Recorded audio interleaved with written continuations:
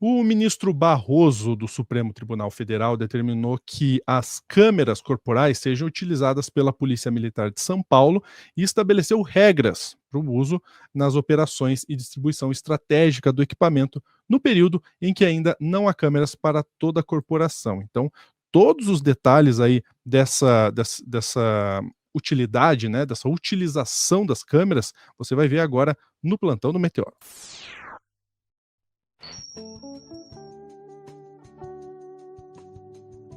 Olha aí, estamos chegando com mais um Plantão do Meteoro. Para você já se inscrever no nosso canal aí e também me seguir aqui, ó. Tô aqui embaixo, ó. Meu arroba lu.junior lá no Instagram para você me seguir, mas é claro, só se você quiser. Já vou colocar aqui as notícias porque a gente vai falar dessa questão aí das câmeras corporais que tem sido debate muito forte aí, principalmente depois de um ano cheio de violência policial. E para me ajudar com essa notícia, eu vou chamar aqui o nosso querido Bruno Silvestre, que está nas redes sociais como @cidadão silvestre, certo, Bruno? Certíssimo, Lúcio. E muito obrigado. Vamos falar aqui desse tema porque é muito importante, né? E é uma vitória, digamos assim, para a democracia e para a transparência da polícia, né? Boa. E ao que parece, então, o STF deu alguns regramentos em relação ao uso da câmera para os policiais militares, né? Eu até me perdi aqui, para os policiais É, militares. Quais são esses detalhes, Bruno, por gentileza? exato. Então, o que acontece é o seguinte: a gente até vai apresentar a matéria, mas antes eu vou, então, explicar um pouco. Por O favor. governo de São Paulo, primeiro, era contra o uso dessas câmeras. Dizia que tirava a liberdade do policial e etc. Né? Uma liberdade para quê? Né? Porque se a gente está falando de ter para a própria segurança do policial e para acompanhar toda a atividade, inclusive para usar como prova nos tribunais, qual o prejuízo? Qual o problema? Então, não era para ter nada disso. Aí, o Supremo determinou que fosse utilizado por todos. Aí, o governo de São Paulo falou assim: olha, não tenho para todo mundo. Posso fazer licitação, posso movimentar, mas não dá para todo mundo. Aí, o Supremo falou agora, e essa é a novidade, né? Tá, você não tem para, sei lá, 80 mil agentes, mas você tem aí 11 mil câmeras. Então, eu vou determinar as operações que você vai obrigatoriamente utilizar. E é isso que eu quero mostrar agora na matéria, e eu vou desenvolver com vocês a partir da leitura dela. Do site do Migalhas, né, que é justamente um site jurídico. Quer entender de matérias jurídicas? Procura um site que tenha um conteúdo explicativo jurídico, né, que ajuda muito a entender. Excelente, vamos lá. Então, o STF estabelece regras para o uso de câmeras por policiais em São Paulo. Decisão, aliás, determina a obrigatoriedade do uso em operações específicas e a distribuição estratégica dos equipamentos. O presidente do Supremo Tribunal Federal, Luiz Roberto Barroso, regulamentou na quinta-feira, dia 26, o uso de câmeras corporais por policiais militares do estado de São Paulo. A decisão estabelece a obrigatoriedade do uso desses equipamentos em operações de grande porte, incursões em comunidades vulneráveis para a restauração da ordem pública e em respostas a ataques contra policiais. A medida considera as limitações materiais e operacionais do Estado, que possui 10.125 câmeras para um efetivo de aproximadamente 80 mil policiais. A decisão atende a um pedido do governo paulista para esclarecer aí os limites da decisão anterior do próprio ministro Barroso, que determinava o uso obrigatório das câmeras. O Estado alegou que a interpretação ampla da decisão anterior, incluindo ações de rotina, tornariam inviável o seu cumprimento integral. O ministro Barroso destacou que a regulamentação busca equilibrar as limitações do Estado com o objetivo da política do uso das câmeras, que visa promover proteção, controle e transparência, especialmente em operações de maior risco. A decisão ainda determina que as câmeras sejam distribuídas prioritariamente para regiões com maior índice de letalidade policial, contemplando também unidades de patrulhamento preventivo e ostensivo, quando possível. Atualmente, as câmeras cobrem cerca de 52% das unidades da Polícia Militar, concentrando-se na capital e região metropolitana. Barroso ressaltou ainda que, apesar da obrigatoriedade estar restrita a essas regiões, em operações que exijam a mobilização de batalhões de áreas diferentes, deve-se priorizar o envio de policiais equipados com câmeras. Exato. Isso para a gente traz uma grande segurança. Por quê?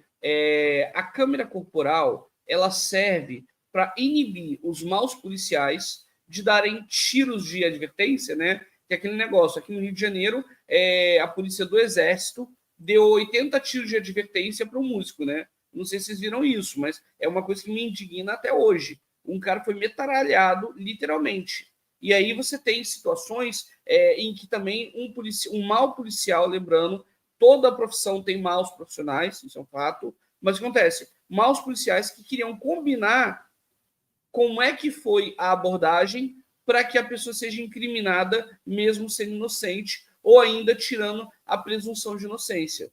Então, o que acontece? O uso da câmera impede que os maus policiais ajam com má fé.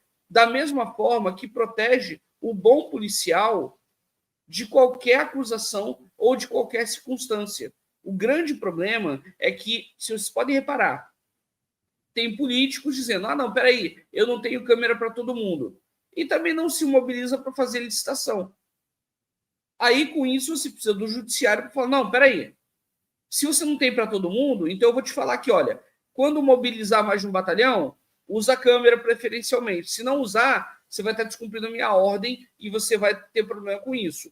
Outra coisa, vai ter ação em local que tem letalidade policial, câmera. Por quê? Justamente por aquela questão. A gente chama, isso que estava na matéria, a ação preventiva e ostensiva, elas são diferentes. O que é a preventiva? É uma blitz, é um momento em que tem um carro que foi roubado, então você para todos os carros daquela cor para tentar saber se houve alguma atividade ilícita e etc. Então você vai tentando tomar medidas para ter um controle da segurança pública que é fundamental.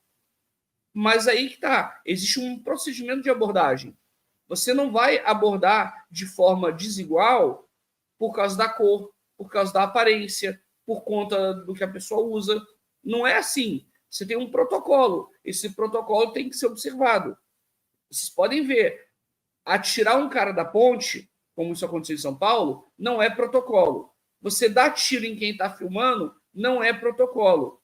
Você golpear quem não está apresentando defesa ou está imobilizado, não é protocolo. Quem age fora das regras tem que ser punido, seja a profissão e a função que for. Obviamente que a punição não é para, cara, acabou tua vida. Não, mas a questão é, a gente tem que lutar e prezar pela ética de conduta.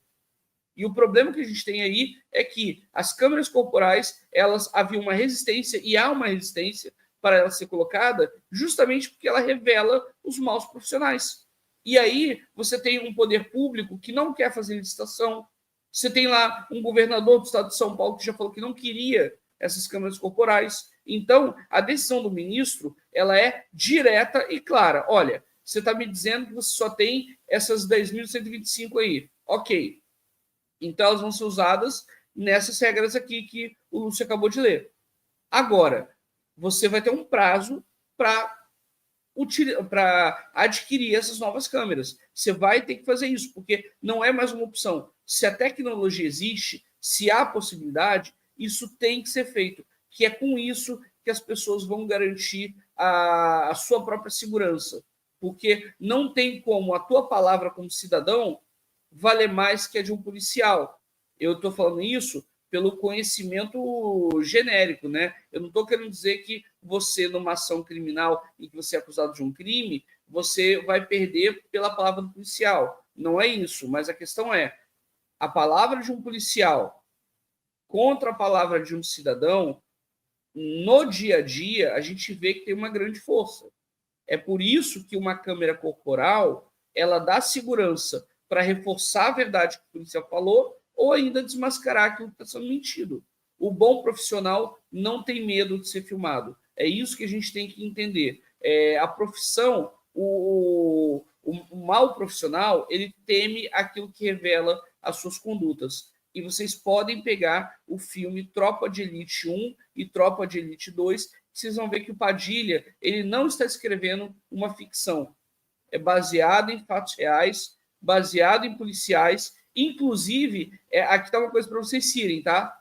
tem policiais que entraram com ação contra o Padilha, dizendo que o cara prevaricava, o cara roubava e que o Padilha tinha se inspirado na vida do cara. É risível isso, né? Ei, eu era o cara que roubava, ele tá baseando a vida dele em mim, eu era o policial que roubava todo mundo. Ou seja, mano, como assim, né? Então, assim, com as câmeras corporais, esse tipo de coisa pode ser evitado. Inclusive o próprio policial na área administrativa, né? Já imaginou um superior querendo impedir que a pessoa tire férias com a câmera gravando? É por aí. Excelente, né? É o que o Bruno falou realmente. O bom profissional, ele não tem medo desse tipo de ação, porque ele está agindo dentro da lei. Quem realmente fica receoso é quem não está seguindo as regras como deveria ser, né?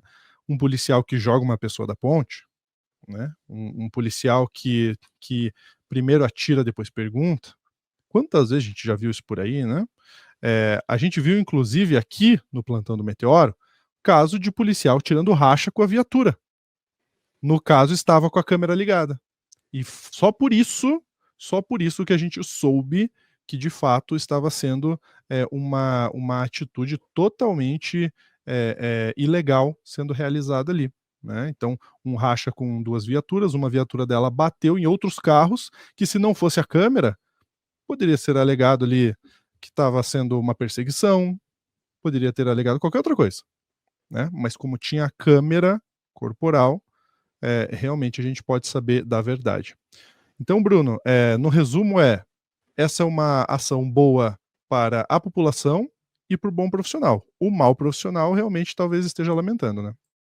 Exatamente. Então, é mais uma ação positiva do Poder Judiciário intervindo quando é necessário, que é, obviamente, com a aplicação da lei e entrega dessas câmeras para as operações.